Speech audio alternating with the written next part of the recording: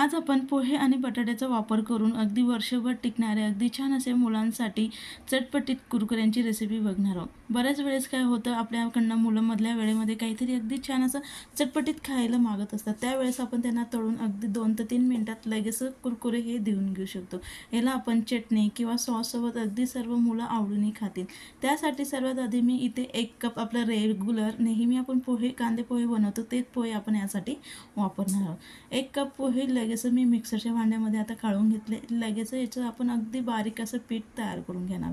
जेवढं शक्य आहे तेवढं बारीक पीठ आपण पोह्यांचं तयार करून घ्यायचं। जर आपले थोडेसे चिमट ओलसर असे पोहे असतील तर थोडंसं गॅसवरती त्यांना थोडं गरम करून घेतलं म्हणजे भाजून घेतलं तरी काही हरकत नाही, त्यामुळे लवकर त्याचं पीठ तयार होईल।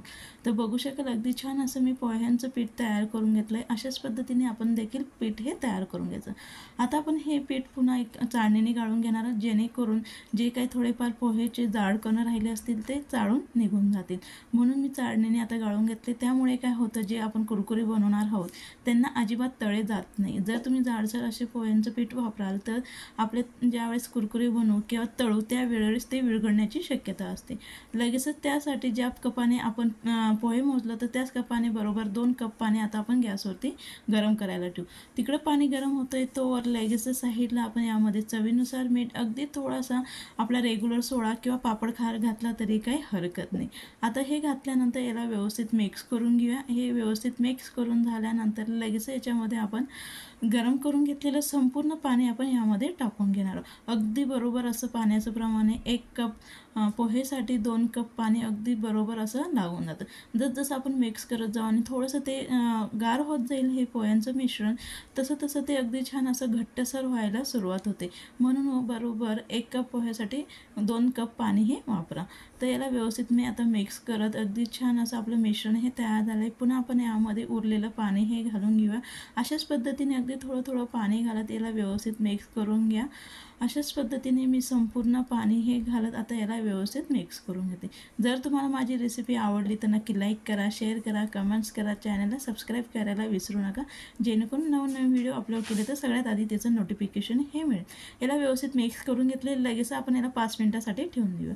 ते 5 मिनिट होईपर्यंत लगेच इकडे मी मध्यम आकाराची 3 उकडून घेतलेली बटाटे घेतले, त्याचं साल काढून आपण अगदी बारीक असं किसून घेणार आहोत। डायरेक्ट हाताने मॅश करून घेतलं तरी काही हरकत नाही, पण किसून घेतलं तर ज्यावेळेस आपण कुरकुरे बनवू त्यावेळेस अजिबात त्याचा काही त्रास होणार नाही। म्हणून आम्ही किसणीने अगदी बारीक असे संपूर्ण बटाटे हे आता किसून घेतले। लगेच किसलेले बटाटे आपण साईडला ठेवलेलं पोह्याच्या मिश्रणामध्ये यामध्ये टाकून त्याला पुन्हा व्यवस्थित मिक्स करून घेणार।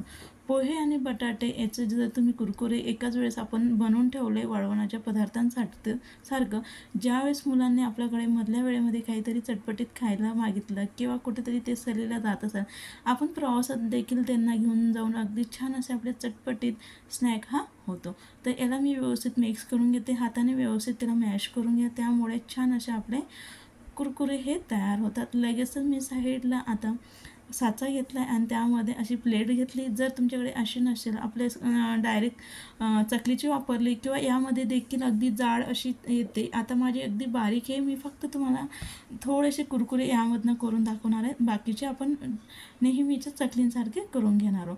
आपण आता अगदी बारीक असे बनवले, सुकल्यानंतर ते पुन्हा बारीक होतात, म्हणून मी याच्यात फक्त तुमच्याकडे जर यामध्ये जाड असेल तर खूप छान असे आपले जाड असे कुरकुरे हे तयार होतात। तर आता दिसायला एवढे हे बारीक दिसत आहेत, अजून सुकून अगदी बारीक दिसतील, त्यामुळे मी फक्त तुम्हाला थोडं हे या पद्धतीने करून दाखवते आणि बाकीचे आपण नेहमीप्रमाणे चकलींसारखे चकलीच्या प्लेटने करून घेणार आहोत। तर अशा पद्धतीने मी याच्याने करून घेतले। लगेच मी आता प्लेट ही बदलून घेते। आता ह्या साहाय्याने मी संपूर्ण कुरकुरे हे तयार करून घेणार। आता आपण आवडीनुसार लहान मोठे तयार करून घेऊ शकतो। आता हे एवढे जाड दिसत आहेत, सुकून पुन्हा ते थोडे बारीक होतात, म्हणून मी या पद्धतीने हे करून घेते। जर आपल्याकडे साचा नसेल तर डायरेक्ट पिशवीने देखील टाकून घेतले तरी काही हरकत नाही। तर संपूर्ण आता आपण हे करून 2 ते 3 दिवस उन्हामध्ये वाळवून घेऊया। जर फॅनखाली वाळवणार असाल तर तरी देखील हे अगदी छान असे फॅनखाली वाळून तयार होतात।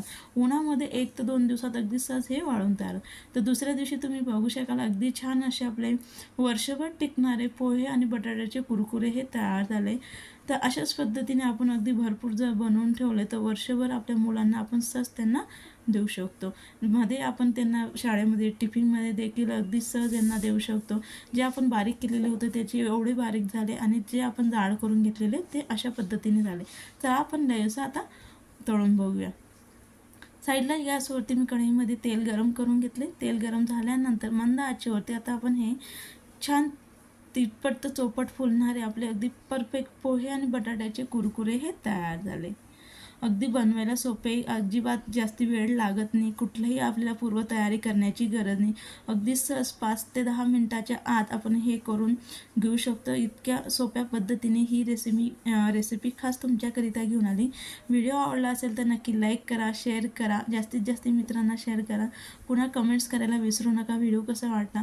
आणि चॅनलला सबस्क्राईब केलेलं नसेल तर नक्की सबस्क्राईब करा, जेणेकरून नवनवीन व्हिडिओ अपलोड केले तर सगळ्यात आधी त्याचं नोटिफिकेशन ते तुम्हाला लगेच मिळेल.